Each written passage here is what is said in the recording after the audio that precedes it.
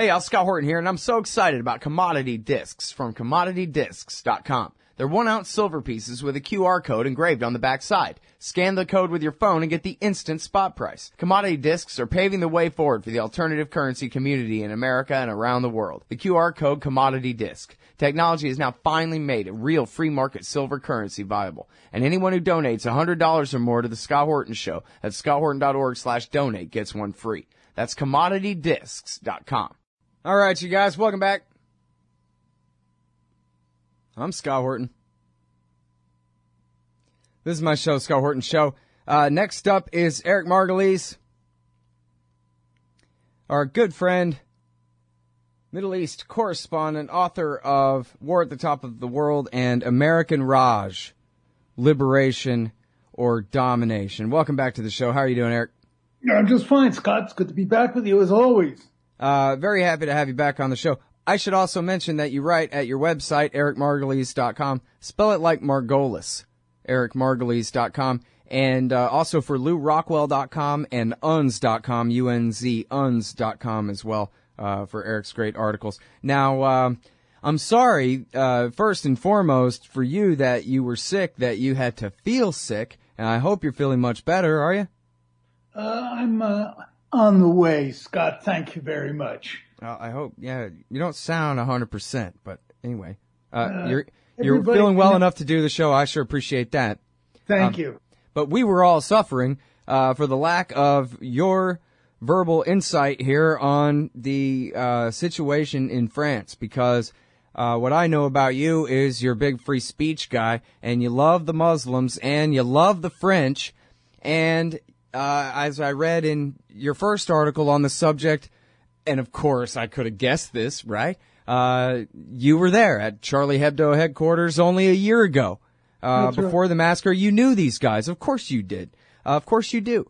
So I just want to hear everything in the world that you think and have to say about this situation, and then maybe in the next segment we'll get into Al-Qaeda in Yemen and the Houthis and some of this other craziness going on that's tangentially related. That's fine. By the way, I don't love the Muslims, but I've spent so much of my life in the Middle East and in the Muslim world that I have an understanding, a sympathy for them, as the French would say, and I think they're getting the short end of the stick. I really don't love anybody except for the Italians, of course.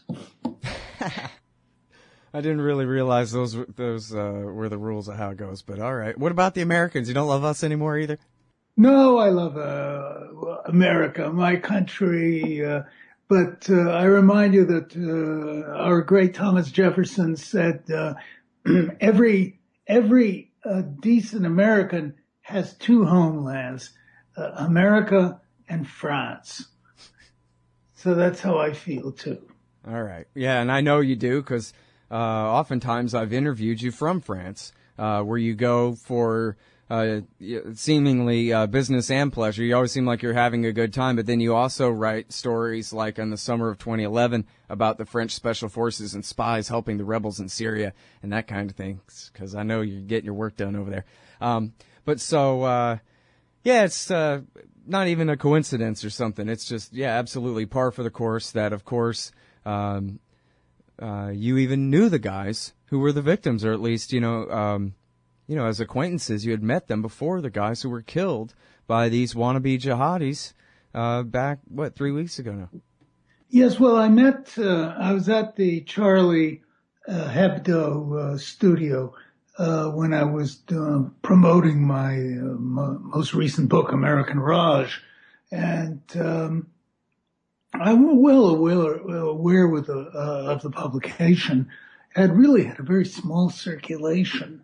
It was not of much consequence, but it became what the French call a succès de scandale, a success caused by scandal, because their whole stock in trade was insulting and defaming people and their religion. And finally, some people took action against them. All right, not surprising. Right, yeah, predictable enough, and I guess they'd been attacked before, and that kind of thing. But I know you're a big free speech guy too, so I wonder, how all that shakes out with the right of people, of course, to blaspheme however they feel like. I mean, I haven't really felt like blaspheming so badly since I was about 14 or whatever, but I don't know, maybe people want to do that. They got the right to do that, and they shouldn't have to be intimidated by government or anybody else from doing something like that, right? I agree entirely. I am, as you say, a total free speech advocate. I hate heresy laws and censorship. Being the victim of censorship myself, I'm totally in favor of free speech. However, what Charlie Hebdo was doing went beyond the bounds of propriety and good taste and common sense. It made a profession out of insulting Muslims. There's a similar right-wing newspaper in Scandinavia that was doing exactly, in Denmark, that was doing exactly the same thing. And insulting the Prophet of Islam is a sure way to get a lot of people angry at you and death threats, but they kept themselves on the map that way. What is noteworthy was that they said, well, we're with free speech. You can say anything we want. Yeah, but a cartoonist for Charlie Hebdo last year was fired for anti-Semitic drawings, as they called. So this is kind of a limited free speech, not the whole thing. Yeah, it seems like, I guess what's most notable is journalism in the West as a whole, as a community. I follow as many journalists as I can on Twitter, for example, and they all just, in solidarity with the victims, which is understandable, though, they just completely put the blinders on to the fact that what we're really talking about here isn't even just insult. It's insult to injury. Not only is it our side killing their side, and I know in France marginalizing the Algerian community and that kind of thing, but in Libya, in Mali, in Iraq and Syria now, you have the French government and the American government that, it's an auxiliary of, basically, killing people. And then so you kill somebody's family, or kill a generation, and then go ahead and add the insult of, and screw your God too at the end. And, again, I don't think this is a matter of justification at all. I know that a right-winger listening might want to pretend so. It's just a matter of how predictable is it that when you're picking on people, from the privilege of the right, as you say, to pick on people who are the official outclass, the official state-sanctioned kind of outcasts that are pick-onable, as opposed to French Jews, for example. What do you think is going to happen? That people are just going to take that forever? And I'm an atheist, so to me, it's kind of silly to think how much people really believe in God and how severely their feelings get hurt if you contradict them. But on the other hand, I'm not ignorant about how much they believe. You know what I mean? I'm not blind to the reality just because I can't personally fathom it. Well, Scott, as an observer of the Muslim world, I really don't think that Allah and the Prophet Muhammad need anyone to protect them from insults and brickbats and other things like that. And it's foolish and wrong for for Muslims everywhere to burn and shoot and loot and, go violent over these insults. But, we're looking at it from our point of view. You have to see that in France, where there are 6.5 million Muslims, they are the absolute bottom of society. They're the poorest of the poor. They're excluded from almost everything. They live in these slums outside of Paris. They're petty criminals. They have no hope of work. They're discriminated against. Nobody will hire them. It's a terrible situation. And by kicking these people while they're down, it's absolutely the worst thing that the French can do, particularly when all these self-righteous people talking about free speech ignore the fact that making anti-Semitic remarks in France is illegal, and that a pro-Palestinian parade was recently denied by the government. These are two-way laws, one law for Muslims or against Muslims, and one to protect Jewish people. One of the things that it seems like, because the target was the media, then that makes it very difficult for them to look objectively at this, Eric. And I mentioned their refusal to see the insult to injury angle there, when here you got people who, as you describe them, they have nothing but Islam to have dignity about in their life anyway. And then here is the insult to that, as their government oppresses them at home and kills people just like them, not that far away. When we're talking about France compared to, say, Texas or something like that, the Middle East might as well be another planet to Texans, but to French Muslims, it's certainly not. But also, and of course, because it's very self-serving, and what do you expect and that kind of thing, I guess, that everybody seems to confuse the target with the motive. That the reason that the attack happened was just because, hey, you insult Islam, you got to pay. So says, Al-Laki or something in Inspire magazine. And so they carry out their order. But it seems like, well, I guess it's really a question for you. Do you think that really was the motive, as simple as that? Just simple revenge? Or is it, like I tend to try to assume there's a more complicated answer? Terrorism is a tactic in a war, and it's typically meant to provoke an overreaction or some specific kind of reaction out of the targets or those claiming to be the security forces of the targets. So, and then I guess, of course, that goes to the question of who was behind the attack in the first place, and whether, what all you think of the claims of responsibility out of Yemen by Al-Qaeda, et cetera. Scott, you cited one of the major reasons for the attack, which was a revenge attack, in the fact, and as I've written, that France has adopted a very aggressive policy towards the Muslim world. President Hollande's popularity ratings were down to 8 miserable %. He was even talking about resigning. He was so unpopular. And then he lit on this thing of fighting terrorism. And French forces have been sent all over West Africa now, to East Africa, to the Middle East, and even in Afghanistan, where the French are supposedly withdrawing. And France has become, after the United States, the most aggressive military power in fighting in the Muslim world. The reason that Hollande has done this was because he's petrified that the French right wing is coming down like an avalanche on him.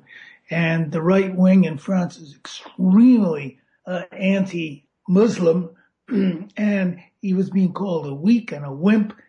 So he kicked off this anti-Muslim campaign, rather like George Bush did after the 9/11 attack. Here was a useless president who had no one had any respect for him. He was floundering. Then along came 9/11, and all of a sudden he was a war hero. Same thing for Hollande, whose popularity ratings have gone up from 8% to almost 50% because of this Paris shooting.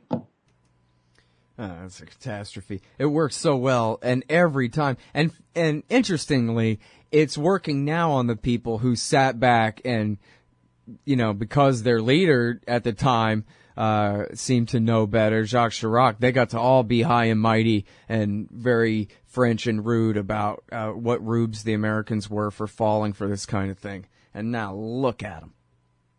Well, yes, unfortunately, politicians, a very low order of the human race, immediately try and exploit something like this. It was a godsend. I called him Lucky Francois because Hollande's his chestnuts were pulled out of the fire.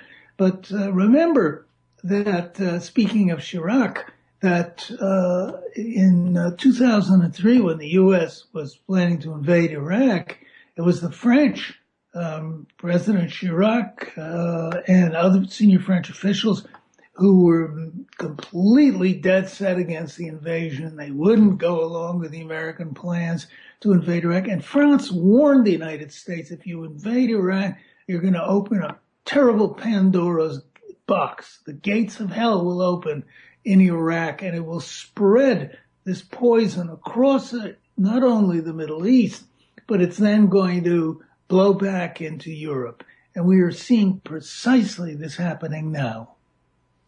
Yeah, it's terrible. And now, so what about Al-Qaeda's claim of responsibility here? Or I guess maybe a better way to phrase would be, do you believe what the intelligence agencies are saying, that, yeah, this guy, at least one of the brothers, was palling around with Al-Qaeda in Yemen back a year and a half ago or whatever?